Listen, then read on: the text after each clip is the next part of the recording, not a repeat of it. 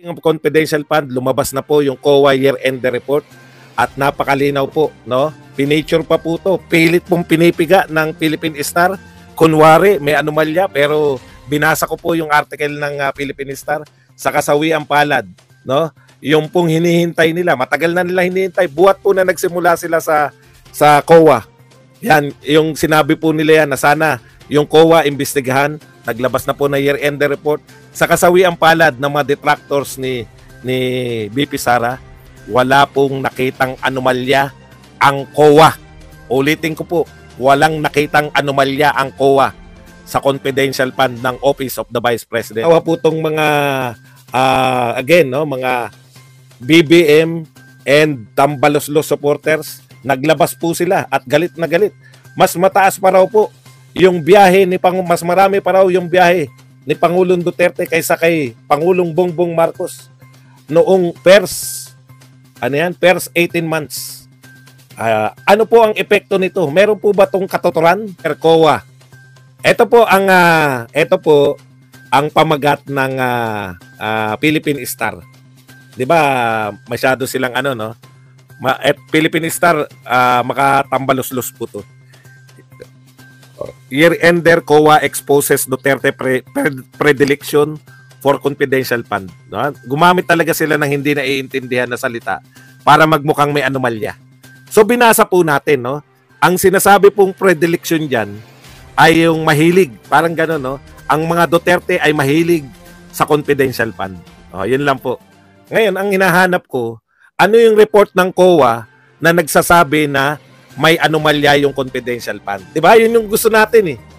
'Di ba COA po ang makakapagsabi kung may anomalya sa confidential fund? Kasi na may anomalya sa confidential fund. Sinasabi na natin noon pa, walang anomalya sa confidential fund. Pinasamaan lang ninyo, ginawan nyo ng mga drama yung 11 days na ginastos yung 125 million. Tapos namahan nyo with matching walang boses si Kimbo. Hindi po. 19 days lang ginastos. 11 days lang po. 11 days lang. So, ngayon po, naglabas na po yung COA at nireport po ito ng Philippine Star. Ang tanging nakita ng Philippine Star, ang mga Duterte ay mahilig gumamit ng confidential fund maski sa nung mayor pa sila. Mayor Digong, Mayor Sara Duterte, pati nga yung mayor si Baste. Ang sagot naman dyan ng mga taga Davao, napakinabangan ng Davao City yung confidential fund dahil ang Davao City ay ang city na nagawa po nila mula po sa communist infested po yung kanilang lugar, naging insurgent free, no? Yun po yun eh. Dahil po yan sa confidential fund. Yan po kaya tuwan-tuwa po yung mga taga Davao dyan sa confidential fund. Ganun pa rin, dahil po sa nawala po yung insurgency, unti-unti pong umunlad yung Davao City. Ang Davao City po ay walang utang. Kasama sa top 10 na pinakamayamang lungsod, pero walang pagkakautang. Ang marami po sa top 10 na lungsod, may utang. Ibig sabihin ng top 10, pinakamalaking kinikita, no? O basta ganun, asset, etc. Pero ang kagandahan po sa Davao City, wala po silang utang. Yan po. Kaya masaya po yung mga taga Davao sa confidential fund. Meron po bang report yung, kasi ang tagal na nun eh. Meron po bang report yung COA na may anomalya sa Davao City? Wala rin po. Saan nila nagbabasehan? Kasi nga akala nila, uto-uto mga Pilipino. Akala nila pag inulit-ulit nila, 11 days lang ginastos, okay na. Ngayon, hinihintay nila. Diba? Binabanggit nila yung COA eh. Pinaiimbestigahan namin sa COA. Ngayon naglabas ang COA, wala na ilabas na anomalya. Tahimik lang sila. Hindi na nila pinag-uusapan yung baka sakaling makalimutan na ng Pilipino, baka sakaling makalimutan natin na masyado nilang pinasama yung confidential fund na yan.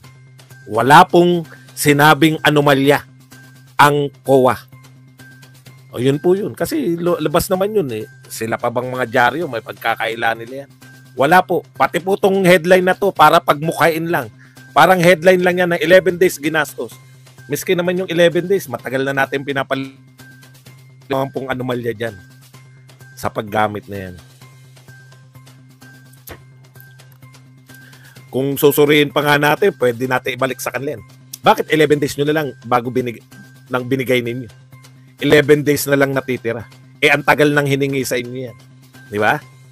Babalik pa nga sa gobyerno yan. Kaya lang hindi tayo ganun kasutil. Hindi tayo mahilig sa mga walang kawawaan. Okay, punta na po tayo sa isa pang walang kawawaan.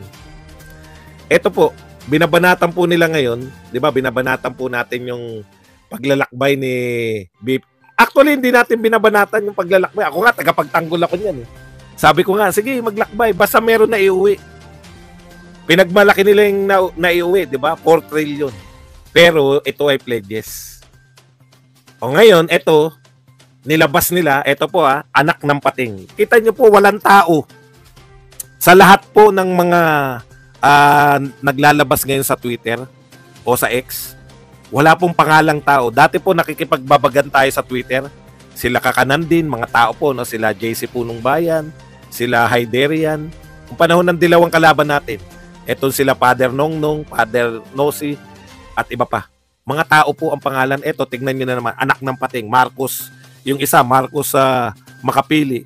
Yung isa, mga... kung isang tao lang yan, may 10, di ba? Yun yung problema natin ngayon Okay, eto po, anak ng pating. So ano ito? Mas madami pa palang travel si Digong in his first 18 months. Mga DDS shit, ano na? Okay, thank you very much kay Jinky TV sa 490 Hong Kong dollars. Yan, maraming salamat, Jinky. Teka, tingnan lang natin, baka may mga hindi pa po nagiging ano. Okay. So, ang foreign trips daw po, pinakamarami si Gloria at saka si Rodrigo Duterte, 22. Sumunod po sa kanila si Bongbong Marcos. Sumunod po si Noynoy. Sumunod po si Joseph. So, 18 po si Bongbong. Noynoy, 14. Joseph Estrada, 12. Fidel Ramos, 10. Cory Aquino, 5. Ayan po. So, ano na daw, mga DDS shit? Ano na raw masasabi natin? Kailan ba natin binanatan si Bongbong Marcos tungkol sa kanyang pagbabiyahe? Binabanatan natin kulang kabubukas ko lang po na comment section. Ngayon lang po ako nag-comment section para makapagtuloy-tuloy. Patapos na kasi tayo. Ang binabanatan po natin kung may naiuuwi ba yung mga biyahe. Kung may nauuwi po yung biyahe, kung may proyekto po na nanggagaling sa biyahe, okay lang. Wala naman pong problema dun Ang problema, biyahe ng biyahe, pero wala pong naipapasok. Di ba? Bakit ka pa babiyahe kung wala rin namang epekto yan? Panay pledges. Yun po yung sagutin ninyo. Ang sinasabi sa inyo, panay pledges yung pinasok nyo. Okay. Bakit po importante yun? Kasi pwede naman yun na mas marami sa first 18 months. Sa buong 6 years. Ang problema, hindi naman proyekto ni... Ito kasi pagkakaiba kay Duterte at kay Pangulong Marcos Sinasagot po, nung panahon po ni Duterte, pag may problema, tinutugunan. Di ba? Dito po sa panahon ngayon, pag binanatan mo yung wala naman kayong naiuwi kundi mga pledges. Di ba? Yan yung binibira sa inyo Wala kayong naiuwi kundi mga pledges. Yun yung banat sa inyo, hindi yung sino mas marami. Di pinakamagaling ng presidente si Cory kasi 5 beses lang siyang lumabas. Hindi po importante yung ilang beses ka lumabas Kung may nahihita ba sa ginagastos sa iyo, ilabas nyo nga na mas maliit ang gastos ni Bongbong. Natural, pinakamalaki siyang gastos. Okay, isa pang punto. No? Ano na nga ba yun? Nakalimutan ko na tuloy. Ito. Ang problema sa mga Marcoses, instead na sagutin nila kung ano yung binabato sa kanila, pinapasa nila sa mga Duterte. Kita nyo, sikat na sikat po yung mga Duterte. Paano? Lahat ng problema nila, lahat ng problema na kasalukuyang administrasyon, ibinabalik nila kay Duterte. Wala naman pala kayong kakayahang lutasin ng mga problema ng Pilipinas. Sasabihin nyo lang naman pala, kagagawa ni Duterte, katulad sa West Philippines Paano nila sinasagot yan? Paano nila sinasagot yung yung problema natin? May problema ba tayo sa West Philippines Kitang-kita po natin, binubomba tayo ng China. Paano nila sinasagot yung problema na yan? Instead na squarely problemahin nila kung kung matatapos yung problema natin sa China, kung tayo ba ay makikipagkaibigan o tayo ay makikipagmatigasan, sinisisi nila yung mga Duterte. Kasi yung Duterte, 6 years na nakipagkaibigan dyan. Kaya ngayon, eto, anong pakialam nyo? Wala kaming problema for 6 years. Hindi binomba yung mga barko natin, hindi tayo naagawan ng teritoryo, walang nakuha sa ating teritoryo ng 6 years ni Duterte. Huwag niyong pakialaman yung ginawa ni Duterte dahil ang dami niya nagawa sa atin, no? At mahal siya ng mga tao. Ngayon ang